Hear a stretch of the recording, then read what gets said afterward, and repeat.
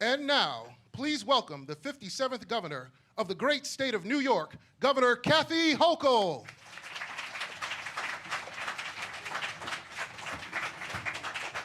Good morning, good morning.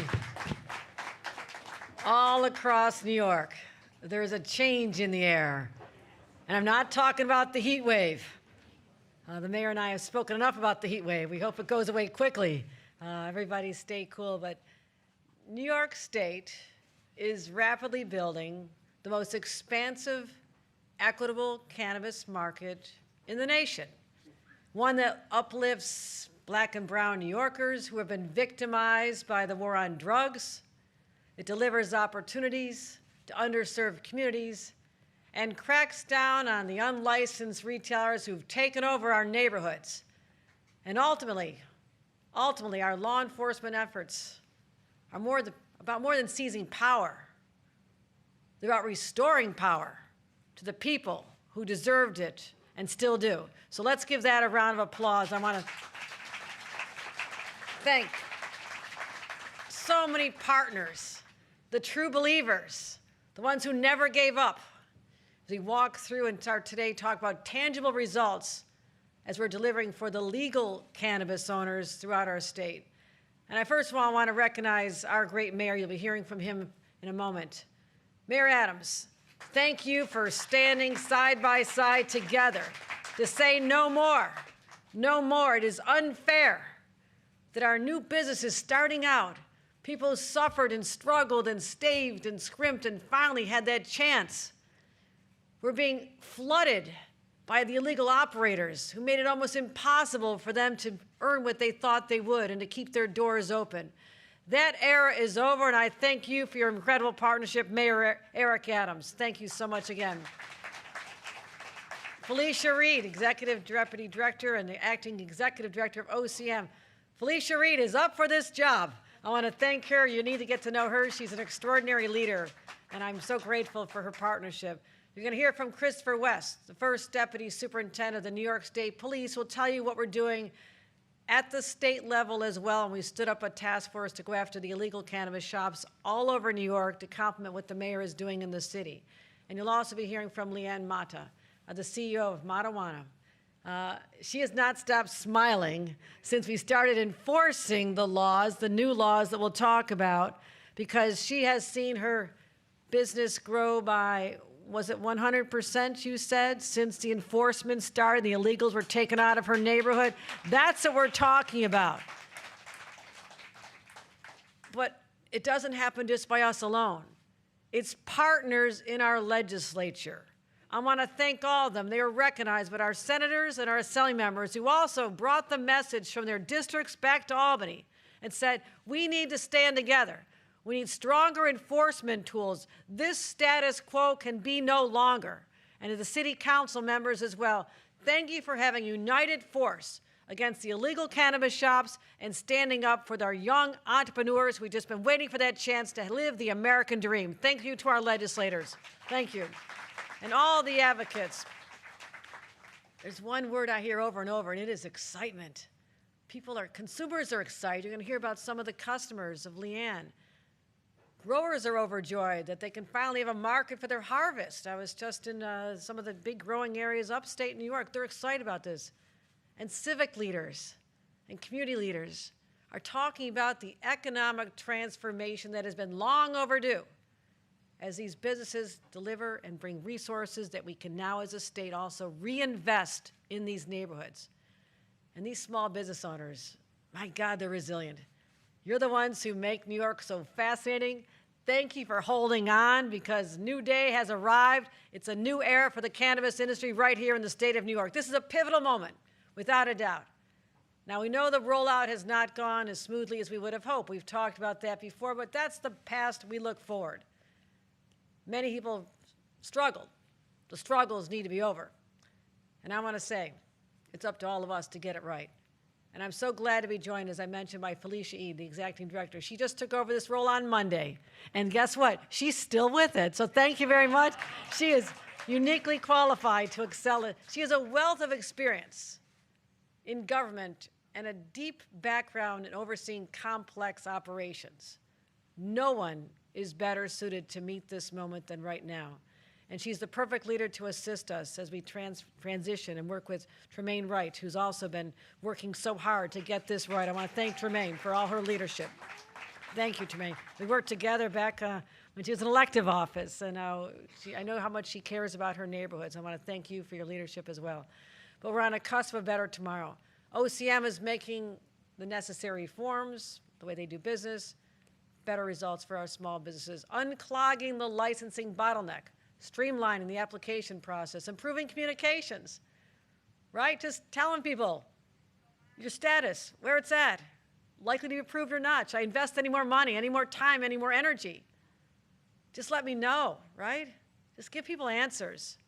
And hiring new staff to empower OCM to do what they wanted to do all along, and to make sure that our compliance is working. Now, let's talk about enforcement, because this was the barrier to a lot of the success. How do the legal businesses thrive if the illegal ones are dominating the market? They got a head start. They jumped out of the box. And there they were, renting the spaces, dotting every street corner and all the spaces in between, sometimes it feels like. And guess what they're also doing? They're marketing to our kids. Okay? Children should not be going into a store buying Hostess cupcakes, puff mallow, or sugar cookie pebbles sweeties. I mean, this is designed for one purpose, and that is to get our young people hooked early on and get them wanting this and craving this. That's not allowed in the state of New York, not under the age of 21. But this is for little kids. That's what we're going after as well. And I'm sick and tired of the abuses that have gone on up until this point. Leave our kids alone. Let the legal industry prosper. And what we're doing is going after the bad actors. At my direction, the state police has launched a cannabis enforcement task force, giving OCM the resources it needs. And we've been striving to reach our goal of shutting down the majority of these illegal stores in 90 days. They've been at it about a month now. Again, thank you to our incredible legislature for giving the tools we need to be able to do this in our last budget. Just got that done. The regulations were, yes, give another round of applause to our legislators. Thank you. And this multi-agency effort, bolstered by our tax and finance criminal investigators, tackled cannabis trafficking, illegal dispensaries, and made it more difficult. It's a great model of collaboration among government levels as well, and I want to thank all the people who've worked on that. So far, our state level, again, you'll hear from the mayor about the city level, okay? But together, we're having a real impact. Over 187 inspections, seizing 3,200 pounds of cannabis products worth nearly $30 million. My friend, that is 1 month's worth of effort, $30 million seized, and padlocked 114 unlicensed shops already. So we're going after the landlords, too. The landlords who knowingly rent to illegal shops. Okay? It's just common sense. And to all the advocates, God bless you. You've been coming to our events. We've been standing together. You've been having meetings with it.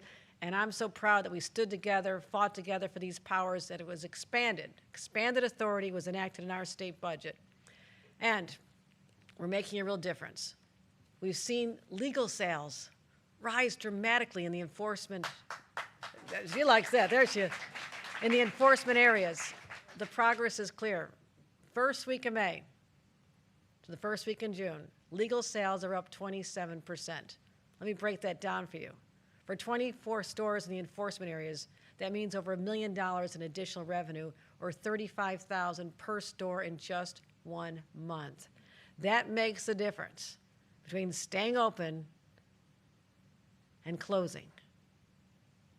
That means you can continue paying good wages to your workers. It means that your supply coming up from the farmers can have a resource, a place to sell it. It means you're going to be prosperous. You're going to be able to finally live the dreams that you've been delayed for too long. Last year, legal sales totaled $160 million for the entire year. Already, we've surpassed $200 million. We're on pace to pass $13 million a week. But it's more about than the dollars, right? It's more than the dollars. It's about small business owners being able to take care of their families, right? That's all they want. They just want a shot. And I want to thank people like Leanne, who you'll hear from, but Alfredo Anguiara. He was one of a remember, he couldn't make it here. He's got a new baby. We gave him a pass. But I was in the Bronx a week ago, and I saw him. He came to visit me. I never saw anybody as happy as Alfredo. It might have been the new baby, I'm not sure, but he says they literally shut down, I think he said 4 or 7 illegals in his neighborhood. There's many more. He said his sales went up 70% since they shut down those ones in his neighborhood. Think about that. That's what I'm talking about. And that's why we're going to continue pursuing our enforcement measures. So every small business owner, Black, Latino, women, immigrant, veteran business owners, all of them are prioritized. This is what equity looks like, not just on paper when we pass legislation. Again, the legislators knew what they're doing. They knew their priorities. But it's up to us to implement that and make it become a reality because they stake their futures on this industry. And this industry is a testament to a fairer future, one that rights the wrongs of the past. And 2/3 of our legal dispensaries are minority and women-owned businesses. And just last year, because of New York, we've doubled the number of legal Black-owned dispensaries that exist nationwide when you factor our numbers in as well. So we're proud of this. We're going to continue our efforts, and we're going to stop those illegal sellers from operating the way they were. New sheriff's in town, and I want to thank the New York sheriff for all the work he has done as well with his teams and working so closely with the mayor. And we're just getting off the ground. This really means something to me. It means that if we believe in something strongly enough, that we have to fight for it. And we need to make changes to get it right. We'll go back and change whatever needs to change in the law, and that's exactly what our legislature and I did this last session. So change is in the air, as I said. Sometimes you have to change the laws. Sometimes you have to change your direction. Sometimes you have to change your focus. But ultimately, change is going to make New York State the state it always should have been, more equitable, fairer, and more just for the people who call it home. Thank you very much, everyone.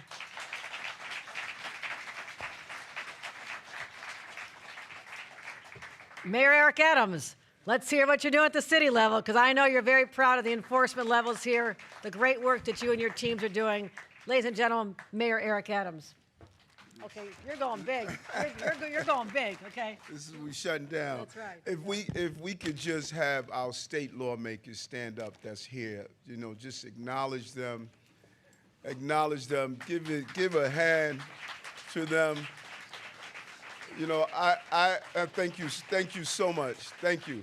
I served in Albany, and you know, one of the most difficult things for us to do is when you pass a piece of legislation is to go back and say, do we have to tweak it? Do we have to modify it? Sometimes we dig in and say the bill was passed. I don't want to change anything on it. It just takes a real commitment and dedication to serve. When you see a bill pass like the cannabis bill, so much work went into it. Crystal Peoples, Stokes, and so many. You were very careful. You made it clear to us. You don't want to recriminalize. You don't want to go through the days that I advocated for with 100 Blacks in law enforcement, where we were stopping young people for small quantities of marijuana. You said we have to get it right, and you did that. And I cannot thank you enough for what you did, because we heard it on the ground. You heard it in your communities. You were blowing my phone up, saying, what are you doing with these illegal cannabis shops? And you responded. And the response is a clear one. And just a really special shout out to you, Assemblywoman Jennifer Rajkumar. You really moved around the city, pushing this issue to the forefront. And this is just a great day, as the governor stated. But we could not have done it without the governor. She was clear at the beginning of the session. We spoke on the phone, and we talked about it over and over again. We brought your team together, and we sat down and said, how can we pinpoint dealing with these illegal cannabis shops? And yes, the economic benefits are there. Yes, we're allowing those legacy businesses to open. Yes, we're seeing a quality, more tested product. But there's another narrative that many people are missing. I get those calls early in the morning. We were turning these illegal cannabis shops into magnets of criminality. We were seeing an increase in robberies, shootings. It was targeting our young people. These illegal shops were starting to really tear down the quality of life in our city. And Governor, I don't know if you are a basketball player, but the points you put on the board is only part of the game. The game is also the assists. And this 114 number is not a true representation of what you did with this legislation, with the legislators. When you add that number to the assist of 400 locations we closed in New York City alone, we're talking about over 500 in the state of New York. This is one state, and that is a real progress in the right direction. That's the commitment that we witnessed and the success that came with it. When we instituted Operation Padlock to protect, we shut down 400 illegal smoke shops in just a few weeks, making a huge difference in our streetscape and improving the quality of life for all New Yorkers in record time. Operation Padlock to Protect is a multi-agency city task force. I don't know if he's here, Sheriff Miranda, who was amazing with his team, going out, getting the job done. And look at the numbers. The numbers speaks for themselves. We have witnessed and seized $13.3 million in illegal products such as this. This was specifically targeting our young people. And those of us who are connected to our educators, listen to what they're saying. Our children are coming to school, starting their day high all the time, reeking with cannabis smell, these little gummy bears and candies. It is targeting our children. And any neurologist or any expert would tell you at a young age what cannabis can do with the development of a child's brain. It's hard enough sitting in the classroom learning. Imagine doing it while you're under an influence of some of these products. Look at the colors of these products. These products are specifically going after our young people. But it gets even better for us. We've imposed more than $30 million in fines. Too long, these shops have undermined the legitimate businesses as we see what you are accomplishing. And I just learned today, our older adults, they're getting their joints, man. We said 300 a day, almost 300 a day, because there's so many benefits to cannabis when it's used correctly. And that's what legalization is about. It's about following the law. It is not about breaking the law. And the legal cannabis industry offers a once-in-a-generation going back and correcting the wrongs of yesteryears. I remember clearly what it did to black and brown communities and how it decimated so many and destroyed so many lives. And I believe strongly that this is just one step. We need to go back and make people whole. We need to erase those credit reports that people and young people have terrible blemishes on their credit reports because of their incarceration. There are things that we must do to make people whole for the over-aggressiveness of our cannabis laws in the past. Since we launched, more than 200 New Yorkers have participated in the city's first ever series of Fast Track for Cannabis Entrepreneurs session, connecting legal cannabis business owners and entrepreneurs with free training and advice. And Cannabis New York City has also provided 5,000 New Yorkers with education and community training through its 5-borough liftoff of Cannabis in NYC. So we're moving in the right direction. We're doing the right things. This is such an important initiative. Would not have been done if we didn't have a very committed, dedicated group of lawmakers and a governor that was very clear from the beginning. We knew we can get this right. And we went back and looked over again to make sure we got it right. And we're seeing the benefits on our streets every day. We hear it continuously from the people of the city of New York, and we're hearing it from the state. So we should get a black magic marker, cross out that number, give you your true number, not only the points you scored, but your assists. You made it happen, Governor, and I cannot thank you enough for making it happen. Thank you.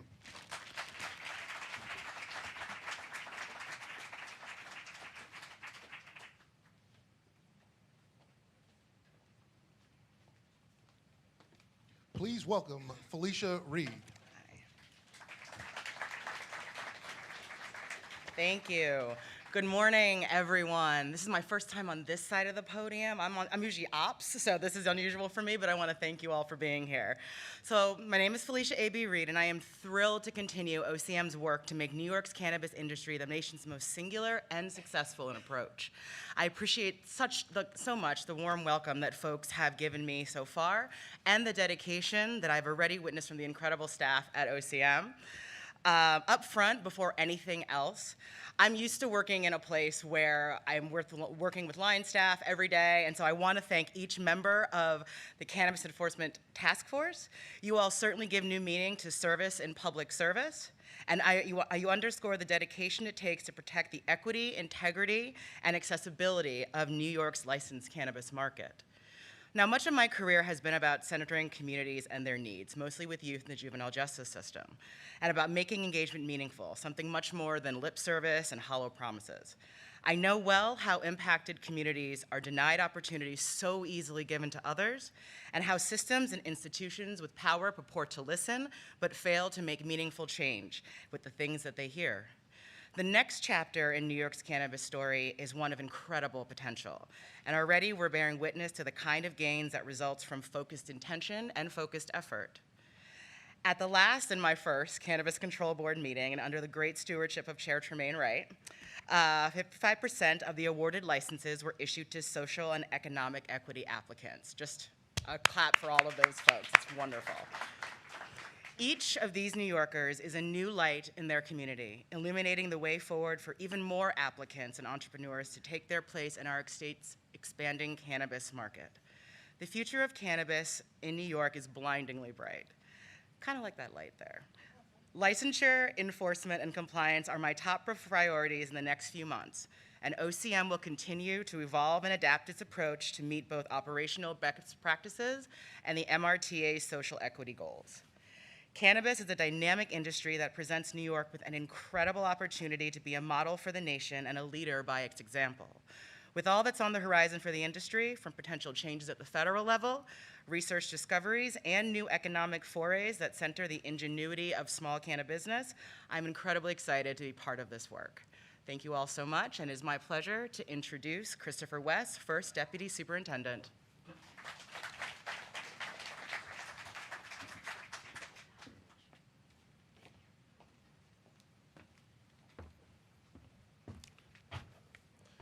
Good morning.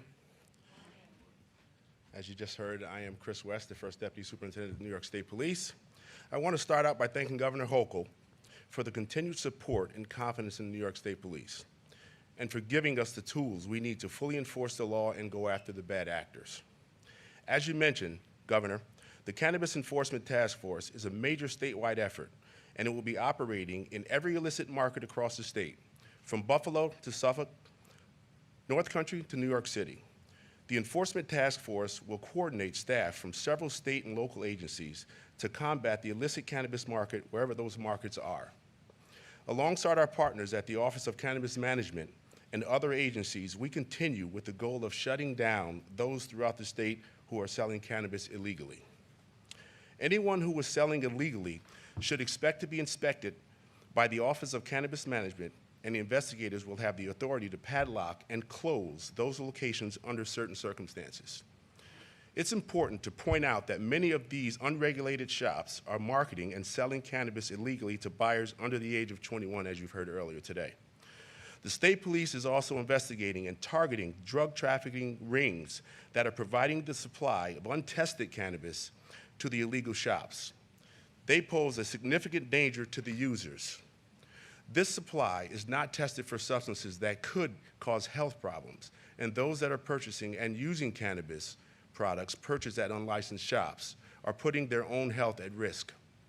We continue to utilize our intelligence assets, and while also collaborating with our local and federal enforcement partners to choke off this illegal supply. Let me be clear.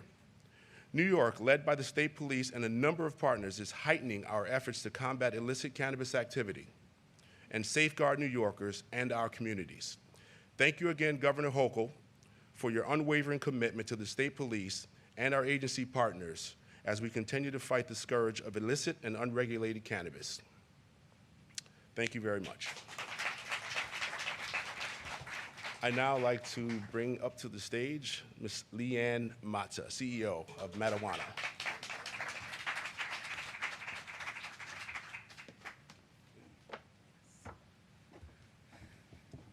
Hello, everyone. Today I stand in front of you, an educator, but a re-educator.